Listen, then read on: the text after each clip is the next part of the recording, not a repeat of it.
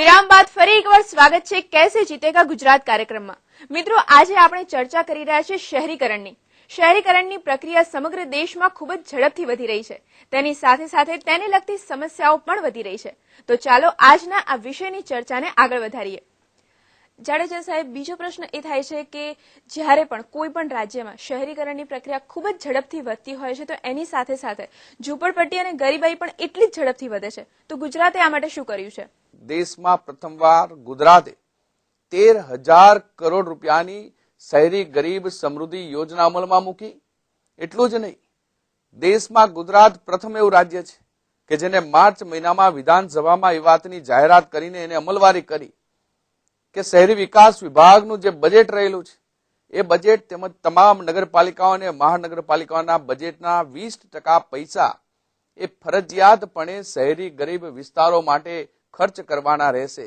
એમની પ્રાથમિક અને માળખાકીય સુવિધાઓ માટે હાથ ધરવાના રહેશે। 13,000 કરોડ રૂપિયાની શહેરી ગરીબ સમૃદ્ધિ યોજનાની અમલવારી શરૂ કરી ગુજરાતમાં અત્યાર સુધીમાં જ્યારથી 1960 થી રચના થઈ છે ત્યાર સુધી અત્યાર 2000 સુધી ગુજરાતમાં લગભગ 70,000 જેટલા જુદા જુદા આવાસો શહેરી ગરીબો માટે બનાવવામાં આવ્યા છે।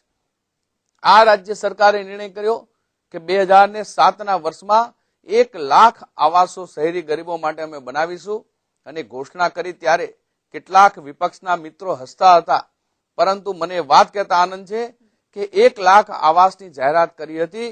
અત્યારે અમે 1 લાખ કરતા વધારે લગભગ 1,10,000 જેટલા આવાસોની મંજૂરી આપી દીધી છે અને એ દિશામાં કાર્યવાહી ચાલી રહી છે। આ પ્રકારે શહેરી ગરીબ સમૃદ્ધિ યોજનામાં ઉમ્મીદ યોજના તળે 1 લાખથી વધારે બેરોજગાર યુવક અને યુવતીઓને, ગરીબ યુવક અને યુવતીઓને રોજગારી માટેની તકો પૂરી પાડવામાં આવી છે, આવાસ માટેની તકો પૂરી પાડવામાં આવી છે અને તમામ શહેરોની અંદર જે ગરીબ એરિયા રહેલો છે, અર્બન પુઅર વિસ્તાર જે રહેલો છે, ત્યાં પીવાના પાણીની, આરોગ્યની, રસ્તાઓની, વીજળીની, ગટરોની આવી બધી જ વ્યવસ્થાઓ ઊભી કરવાની કાર્યપદ્ધતિ પહેલી વખત ગુજરાતના ઇતિહાસમાં આટલા મોટા પ્રમાણમાં હાથ ધરાયેલ છે। બીજું મારે એ પણ કહેવું છે કે શહેરી ક્ષેત્રની અંદર અર્બન પુઅર વિસ્તારમાં સ્વચ્છતા ખૂબ જરૂરી છે। સ્વચ્છતા ન હોવાના કારણે રોગચાળો ફેલાતો હોય છે।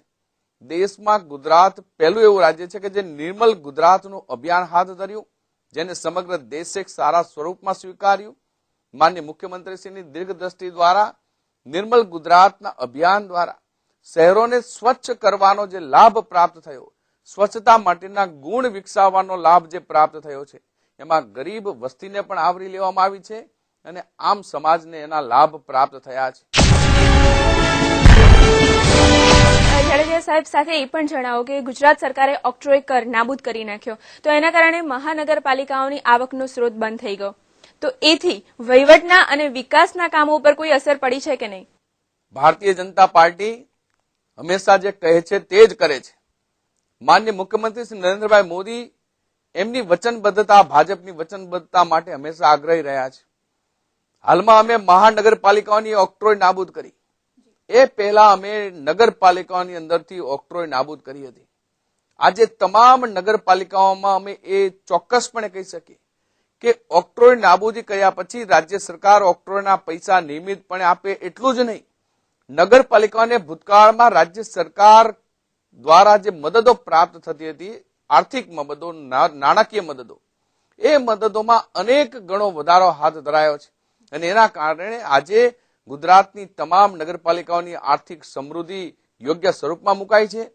મહાનગરપાલિકામાં પણ મુખ્યમંત્રી નરેન્દ્રભાઈ મોદીની સરકારે, ભારતીય જનતા પાર્ટીએ ઓક્ટ્રોય નાબૂદીનો પ્રશ્ન જે હતો એને સ્વીકાર કરીને ઓક્ટ્રોય નાબૂદીની વચનબદ્ધતાનું પાલન કર્યું છે અને હું ચોક્કસપણે કહી શકું કે આના કારણે કોઈ પણ વિકાસના કામો ક્યારે અટકશે નહીં।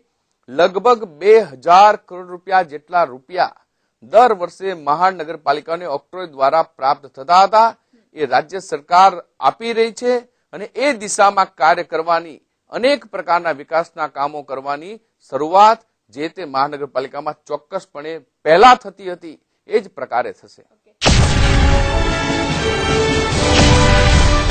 જાડેજા સાહેબ સાથે એ પણ પૂછવું છે કે સામાન્ય પ્રજાને નગરપાલિકાના તંત્ર માટે હંમેશા રોષ હોય છે, એમાંથી કોઈ રાજ્ય બાકી નથી, તો એ બાબત માટે તમારું શું કહેવું છે?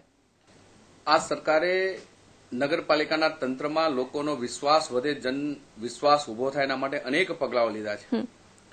દેશમાં ગુજરાત પ્રથમ એવું રાજ્ય છે કે જેને ઈ ગવર્નન્સ 100% કામ પૂર્ણ કર્યું છે અને નગરપાલિકામાં કોમ્પ્યુટરાઇઝેશન ઈ ગવર્નન્સની કાર્યવાહીના કારણે પ્રમાણિકતા અને પારદર્શકતાના દર્શન સમગ્ર ગુજરાતની નગરપાલિકાઓ અંદર શહેરી ક્ષેત્રો કરી રહ્યા છે. એની સાથોસાથ ચીફ ઓફિસરો માટે કોમન કેડર કરી બધી જ નગરપાલિકાઓમાં કોમન કેડર કરવાના કારણે એમાં વહીવટી સક્ષમતા પ્રાપ્ત થઈ છે. હમણાં જ થોડા મહિનાઓ પહેલા રાજ્ય સરકારે નિર્ણય કર્યો કે હજુ વધુ વહીવટી સક્ષમતા માટે તમામ નગરપાલિકાઓની અંદર એકાઉન્ટન્ટ, મેડિકલ હેલ્થ ઓફિસર અને સિવિલ એન્જિનિયર આ 3 જગ્યાઓ રાજ્ય સરકાર દ્વારા આપવામાં આવશે, ભરવામાં આવશે. અને હું માનું છું ત્યાં સુધી આવા અનેક પગલાઓ જે ગુજરાતમાં નગરપાલિકાઓની અંદર, મહાનગરપાલિકાઓની અંદર ભરાયેલા છે, લોકોને વિશ્વાસ ઉભો થયો છે. અને એનું સ્પષ્ટ ઉદાહરણ દ્રષ્ટાંત છેલ્લા 4 વર્ષમાં ટેક્સ રિકવરી સ્વયંભૂ રીતે લોકો સામે ચાલીને ટેક્સ ભરવા આવે એ બતાવે છે કે લોકોમાં વહીવટી તંત્ર માટેની વિશ્વસનીયતા આ સરકાર દ્વારા નગરપાલિકાઓની અંદર ચોક્કસપણે ઉભી થયેલી છે. જાડેજા સાહેબ, આ ચર્ચા ખૂબ જ રસપ્રદ છે, પરંતુ સમય આપણને રોકી રહ્યો છે. તમે અહીંયા આવ્યા અને આટલી સુંદર મજાની માહિતી આપી એ બદલ તમારો ખૂબ ખૂબ આભાર. દર્શક મિત્રો, સમય થઈ ગયો છે છૂટા પડવાનો, પરંતુ ફરીથી મળીશું કેસે જીતેગા ગુજરાતમાં એક નવા જ વિષય અને નવા જ વ્યક્તિની સાથે. અત્યારે અમને રજા આપો. નમસ્કાર.